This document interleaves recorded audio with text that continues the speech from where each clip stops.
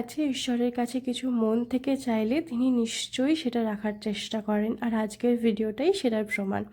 যাচ্ছিলাম দাদুর বাড়ি ব্যারাকপুরে। প্রত্যেক বছরই মোটামুটি যাওয়ার চেষ্টা করা হয়, আগের বছরও গেছিলাম। ব্যাপারটা সেটা নয়, দাদুর বাড়িতে তো যাই, দাদুর সাথে দেখা হয়, তারপর একটু গল্পগুজব করে আমরা বেরিয়ে যাই, আর তাড়াতাড়ি হয়ে যায়।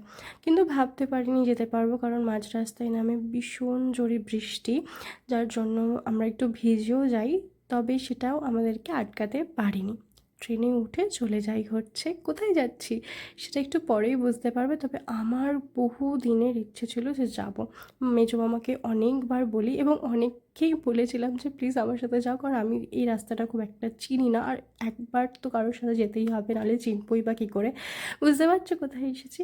হ্যাঁ, নহিহাটির বড় মার কাছে।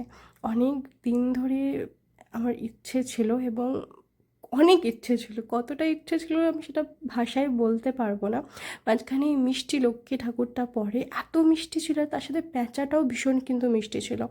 তো ওখানে দাঁড়াই, এবং আমাদের পুজো দেওয়ার কোনো মানে প্ল্যান ছিল না, তাই জন্য পুজো দিইনি, জাস্ট মায়ের দর্শন করেছি। আমার কাছে ওটাই অনেক অনেক, মানে আমি শুধু দর্শন করতেই চেয়েছিলাম, তো দর্শন করেছি, মায়ের কাছে গেছি, এটাই আমার জন্য অনেক। তো বাড়ি বাড়ি যাচ্ছিলাম, কারণ আমার কাছে অনেক জিনিসপত্র ছিল। তো প্রথমে আমি গেলাম, তারপর মেজো মামা গেছিলো। ব্যাস, তারপর ওখান থেকে বেরিয়ে যাই মনে অনেকটা শান্তি নিয়ে আর আনন্দ নিয়ে।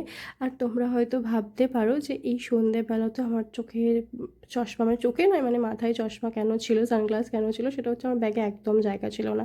আর ফেরার সময় খড়দায় একটু জ্যাম পেয়েছিলাম, বাট তাতে কিচ্ছু হয়নি। মানে মনটা আমার এত খুশি ছিল, আমার মনের একটা অনেক দিনের ইচ্ছে পূরণ হলো। ব্যাস, মায়ের দর্শন পেয়ে গেছি, আর কিচ্ছু চাই না। তোমরাও খুব ভালো থেকো, সুস্থ থেকো, খুব তাড়াতাড়ি দেখা হচ্ছে।